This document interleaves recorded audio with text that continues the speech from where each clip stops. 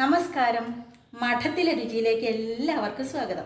അപ്പോൾ ഇന്നത്തെ റെസിപ്പി കുറേ പേര് ചോദിച്ചിട്ടുണ്ടായിരുന്നു, കാലങ്ങളോളം കേടാവാതിരിക്കണം മാങ്ങ, അങ്ങനത്തെ ഒന്ന് പറഞ്ഞു തരുമെന്ന്. ഞാൻ ഇട്ടിട്ടുണ്ട് കേട്ടോ റെസിപ്പികൾ, കഴിഞ്ഞ വർഷം അതിൻ്റെ മുന്നത്തെ വർഷമൊക്കെ.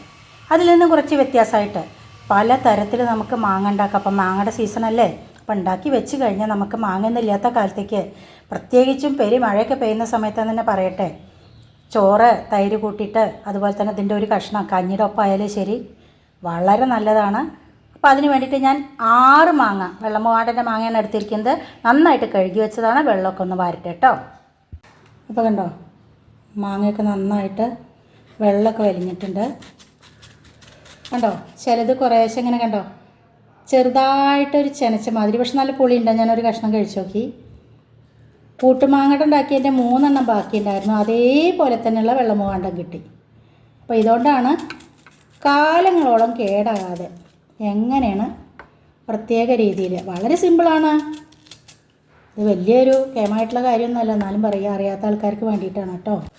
കണ്ടോ, ഞാൻ വിചാരിച്ച മാതിരിയുള്ള മാങ്ങ തന്നെ കിട്ടിയിട്ടുണ്ട്. കുറേശ്ശെ ചെനച്ച മാങ്ങ, കൂട്ടുമാങ്ങയിൽ ഇങ്ങനെ ഉണ്ടായിരുന്നില്ല. 2 ദിവസം വെച്ചപ്പോൾ കണ്ടോ ചെനച്ചിട്ടുണ്ട്. നമ്മളുടെ മാങ്ങയൊക്കെ ഞാൻ കണ്ടോ ഈ ഒരു വലിപ്പത്തിലാണ് അരിഞ്ഞെടുത്തിരിക്കുന്നത്, വല്ലാതെ കുഞ്ഞു കുഞ്ഞാക്കണ്ട. ഇനി ഇതൊരു 2.5-3 മണിക്കൂർ നല്ല വെയിലത്ത് വെക്കുക. അപ്പോൾ രാവിലെ അങ്ങോട്ട് നുറുക്കിക്കോളൂ.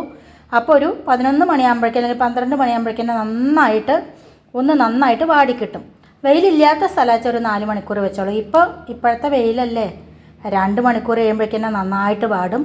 ഒരു 2.5-3 മണിക്കൂർ വെയിലിനനുസരിച്ചിട്ട് ഞാൻ വാട്ടിയതിന് ശേഷം കാണിച്ചു തരാം. അപ്പോൾ ഇത് സ്റ്റീലിൻ്റെ കിണ്ണത്തിലേക്ക് വെച്ചാൽ പെട്ടെന്ന് തന്നെ വാടിക്കോളും. അപ്പം നമ്മുടെ മാങ്ങ വെയിലത്ത് വെച്ചിരിക്കുകയാണ്. ഇതിലേക്ക് പൊടിച്ച് ചേർക്കാൻ വേണ്ടിയിട്ട് നല്ലോണം ഒരു 1.5 ടേബിൾ സ്പൂൺ ഉലുവ, വലിയ ഒരു 2 കഷ്ണം കായ കേട്ടോ. കായത്തിൻ്റെ പൊടിയല്ല ഞാൻ ഇടുന്നത്. പൊടി ഇടുന്ന വെച്ചാൽ നമുക്ക് എണ്ണയിൽ കൂടെ കൂട്ടുന്ന സമയത്ത് ഇട്ടാൽ മതി. ഇനി നമുക്ക് ഒരു 1.5 ടേബിൾ സ്പൂൺ കടുകും കൂടി, അത് ജസ്റ്റ് എണ്ണയിലൊന്നും വറുക്കണ്ട, ഡ്രൈ ഫ്രൈ ചെയ്തെടുക്കണം കേട്ടോ. ഇവിടെ ഇരിക്കട്ടെ. അപ്പോൾ കണ്ടോ, ഞാനൊരു 1.5 ടേബിൾ സ്പൂണോളം കടുകും അതേ കരണ്ടിൽ തന്നെ ഞാൻ ഡ്രൈ ഫ്രൈ ചെയ്ത് കൊണ്ടുവന്നിട്ടുണ്ട്. എണ്ണയൊക്കെ മാറ്റിയിട്ടുണ്ടായിരുന്നു.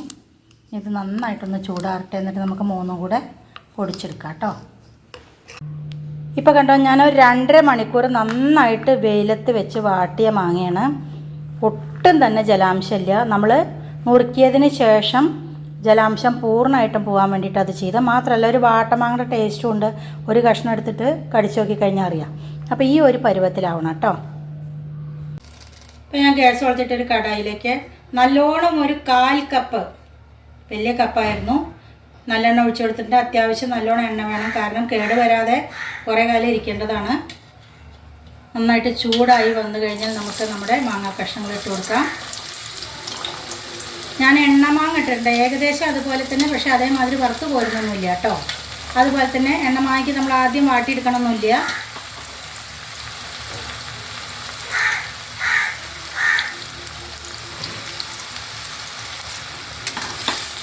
ഇനി ഇത് നന്നായിട്ടൊന്ന് വാടി വരട്ടെ. അപ്പോൾ അടുപ്പത്തിരുന്നിട്ട് ഒരു വാടൽ വരണം, വെയിലത്തിരുന്നിട്ട് ഒരു വാടൽ വരണം കേട്ടോ. കാക്കയുടെ സമയം ഈ കാക്ക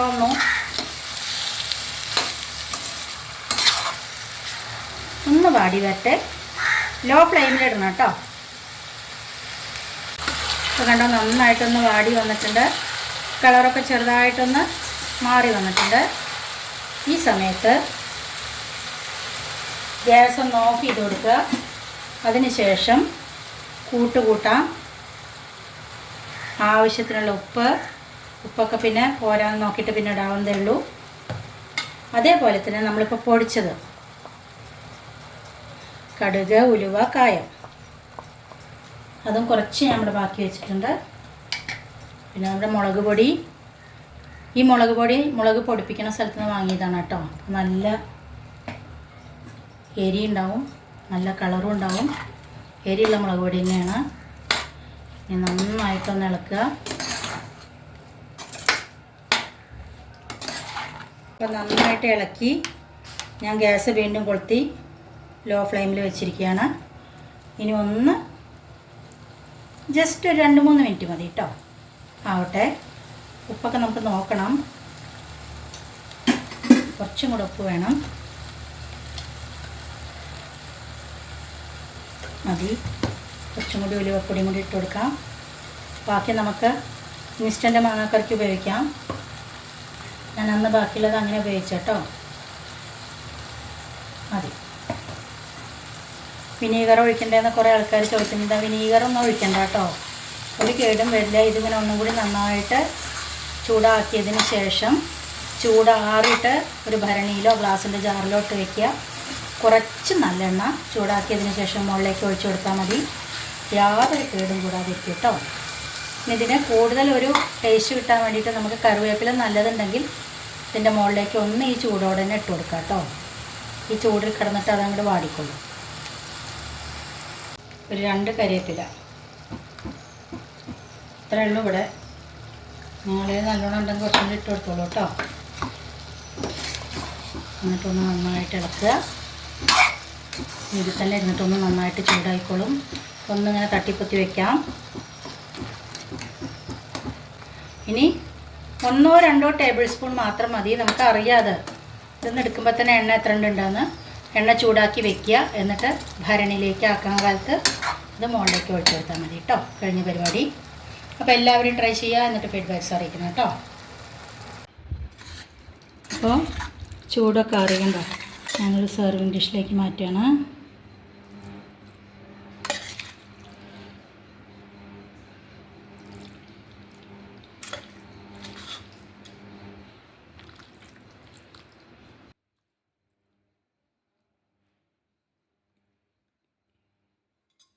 ഇനി ഇതിലിട്ടിട്ടൊരു ഉരുള.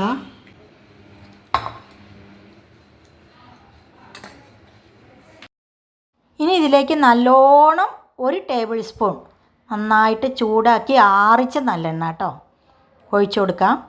ഞാനിതൊരു 6 മാസം വരെ പുറത്ത് വെച്ച് ഉപയോഗിച്ചിട്ടുണ്ട് ഇതിൻ്റെ മുന്നേ. അപ്പോഴേക്കും കഴിഞ്ഞതാട്ടോ.